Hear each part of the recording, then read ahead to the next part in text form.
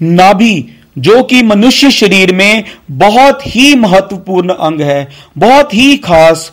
योगी इस पर साधना करके अपने भीतर की अनंत शक्तियों को जागृत करते हैं और इसी से प्राप्त होने वाली ऊर्जा हमारे पूरे शरीर तक पहुंचती है और सिर्फ स्थूल शरीर तक नहीं, सूक्ष्म शरीर तक भी पहुंचती है।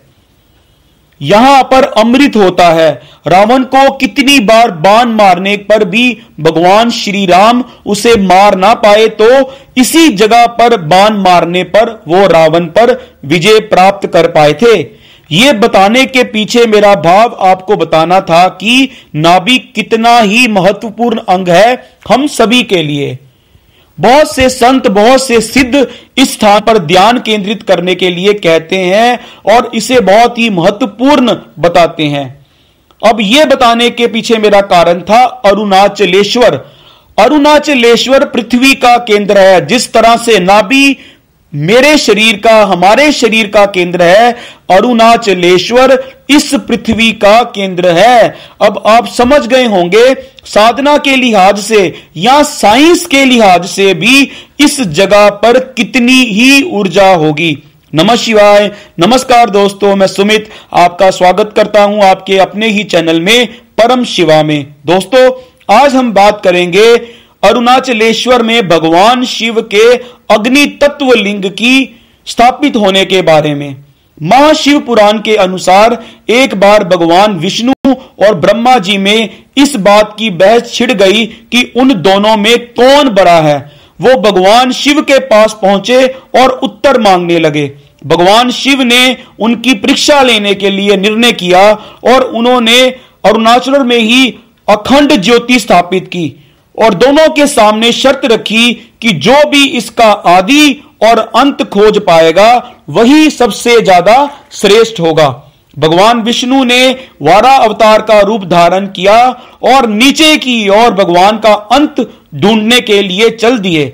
वहीं भगवान ब्रह्मा जी हंस रूप में उनके आदि स्वरूप यानी कि शीश को खोजने के लिए वो आकाश की ओर उड़ गए। अंत में भगवान विष्णु कितने ही हजारों लाखों वर्षों के बाद जब हार गए तो वो वापिस भगवान शिव के पास पहुंच गए और क्षमा याचना करी कि मैं इसका अंत नहीं ढूंढ पाया। पर दूसरी ओर जब ब्रह्मा जी ढूंढते ढूंढते थक गए तो उन्हें आकाश से पृथ्वी पर गिरते हुए एक पुष्प मिला, केतकी पुष्प। पुष्प से पूछने पर उन्हें पता चला कि वो पुष्प भगवान शिव के बालों से कई युगों पहले गिरा था। भगवान ब्रह्मा जी को एक तरकीब सूझी। उन्होंने पुष्प से प्रार्थना की कि वो भगवान शिव से झूठ बोलें कि भगवान ब्रह्मा ने उनके आदि यानी शीश को देख लिया है।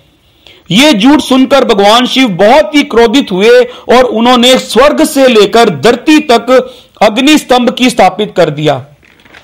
यह सब होने के बाद धरती के निवासी बहुत ही हाहाकार मचने लगी। देवताओं ने भी फिर भगवान शिव से प्रार्थना करी और उनकी प्रार्थना से भगवान शिव के, उनके निवेदन से भगवान शिव पिघल गए और स्वयं को अखंड ज्योति के रूप में उन्होंने समेट लिया।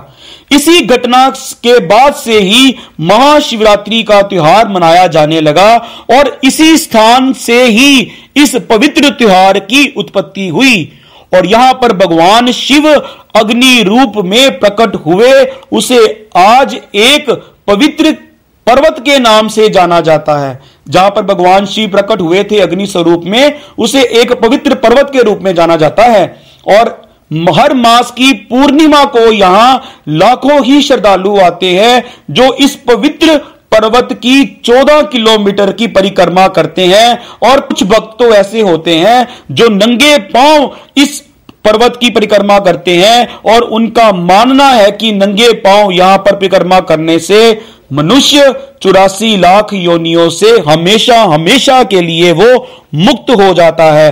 और यहां पर देवताओं ने जब भगवान शिव से प्रार्थना की कि वो हमेशा हमेशा के लिए यहां पे स्थापित हों और सभी भक्तों पर वो दया करें, कृपा करें, तो भगवान शिव ने सभी देवताओं का आग्रह वो उन्होंने मंजूर किया, माना और वो अग्नि लिंग के रूप में यहां पर हमेशा हमेशा के लिए वो स्थापित हो गए। और यहां पर जो पवित्र पर्वत है गिरि प्रथक्षणम, साल में एक बार 15 से 20 लाख भक्त यहां पर उस पर्वत पर दिव्य ज्योति जो प्रज्वलित की जाती है, जिसे कीर्ति गई दीपम कहते हैं, दूसरे शब्दों में दिव्य ज्योति, उसका दर्शन करने आते हैं। भगवान महर्षि रमना जो इस मंदिर में वो पंडित भी रहे, उन्होंने यहां पर पूजा अर्चना भी की भगवान की, उनका मानना है कि जो भी मनुष्य बड़े भाव के साथ यहां पर इसके बारे में सोचता है तो निश्चित रूप से वो यहां पर जरूर अपने जीवन काल में एक बार वो आता है। और दूसरी ओर बात करूं अगर मैं संत शीशधारी स्वामी मंगल की, तो उनका यह मानना है, उनका विश्वास है कि जो भी भक्त या जो भी मनुष्य भाव के साथ यहां पर आता है उसे बहुत ही अलौकिक और दिव्य अनुभव होते हैं। इतना सिद्ध और इतना ऊर्जा से भरा हुआ यह स्थान है। यहां पर आज भी आपको स्थूल रूप में सुख सिद्ध गुरु मिल जाएंगे। सिद्ध गुरुओं के दर्शन करने हैं, मन में भाव लेके जाना। अरुणाचलेश्वर में आज भी यहां बहुत से सिद्ध गुरु यहां पर स्थूल शरीर के रूप में भी विद्यमान हैं, और इतने सारे सिद्ध गुरु जो कि सूक्ष्म रूप में युगों युगों से इस पवित्र धरती पर, इस पवित्र जगह पर वो तप कर रहे हैं आदि अनादि काल से।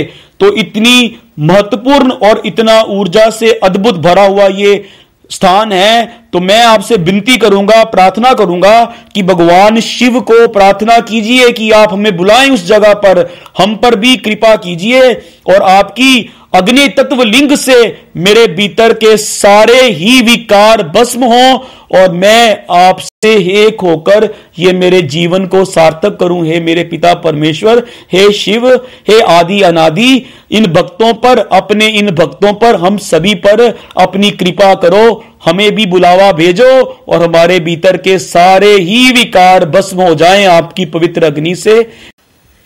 इसी घटना से जुड़ी एक और कहानी है, वो ये कि जब भगवान ब्रह्मा जी भगवान शिव के पास आए और उन्होंने भगवान शिव से झूठ बोला कि उन्होंने उस अग्निलिंग का आदि यानी कि उसका छोर यानी कि उसका शीश ढूंढ लिया है, तो उनके झूठ बोलने पर भगवान शिव उनके ऊपर क्रोधित हुए और उन्होंने उनका 5वां सिर काट दिया। और वो 5वां सिर गिरा पृथ्वी लोक के उत्तराखंड में, जहां पर आज पताल भुवनेश्वरी मंदिर स्थापित है, जो कि अपने आप में बहुत ही अनोखा और अद्भुत मंदिर है। ऐसी ही कहानियां दोस्तों मैं आपको सुनाता चला जाऊंगा, लेकिन उसके लिए मुझे आपसे सपोर्ट चाहिए। आपके व्हाट्सएप ग्रुप में इसको ज्यादा से ज्यादा शेयर कीजिए, आपके फेसबुक में इसको ज्यादा से ज्यादा शेयर कीजिए, अपने मित्रों में, आपके फैमिली मेंबर्स में ज्यादा से ज्यादा शेयर कीजिएगा। मुझे प्रेरणा मिलेगी, मेरा प्रोत्साहन बढ़ेगा, ताकि मैं आपके सामने और अच्छी अच्छी कहानियां लेके आऊं। इसी के साथ मैं आपसे आज्ञा लूंगा। नमः शिवाय, जय गुरुदेव, जय नित्यानंद, परम पिता परमात्मा, परम शिव, मां आद्या शक्ति आप सभी का बहुत बहुत बड़ा करें। और जय अरुणाचल शिवा, जय अरुणाचल शिवा, जय अरुणाचल शिवा। नमः शिवाय, नमः शिवाय, नमः शिवाय।